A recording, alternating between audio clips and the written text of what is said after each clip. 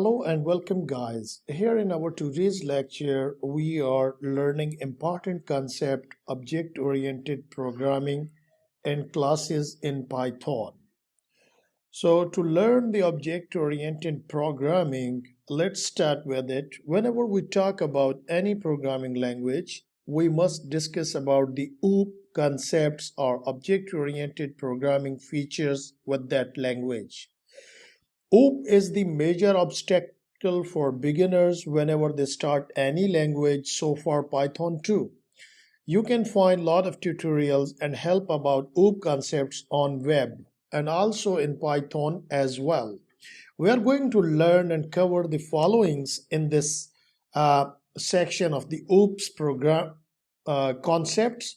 We will learn about the objects, classes, class attributes, self, init, name, methods and classes, inheritance with Python, polymorphism with Python, special methods, static methods, abstract classes.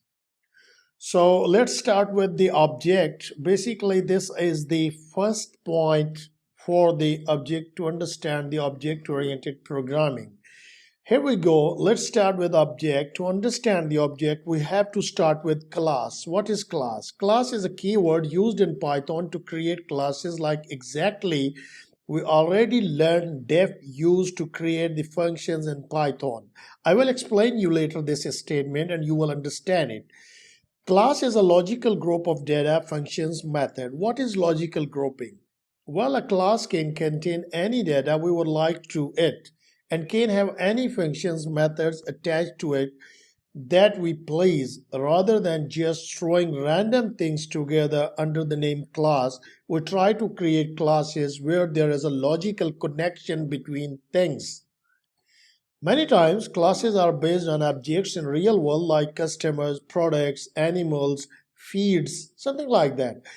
And here see the example of object. We have built-in class list in class for list in Python. Suppose we have list, my list 1, 2, 3, 4, 5. So how we can access this class? Let's practice and try to understand this. We have list, my list 1, 2, 3, 4, 5, 1, and here is a method count.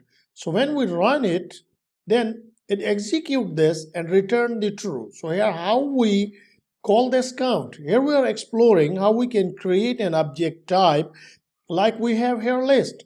We know def use create functions in Python. Now let's see the objects.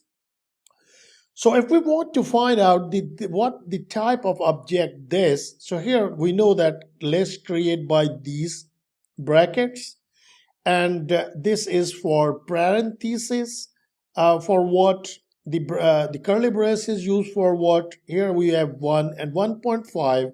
Let's see what are the results. So here we have the class object for list, tuple, dictionary, and float. So we got here, we know all these things are objects. So we can create our own object types as well. So how we can create our own object? So here the class keyword, basically this is class keyword used to create our own types of objects. I will be back and we will learn about the class in next lecture. Thank you and bye for now.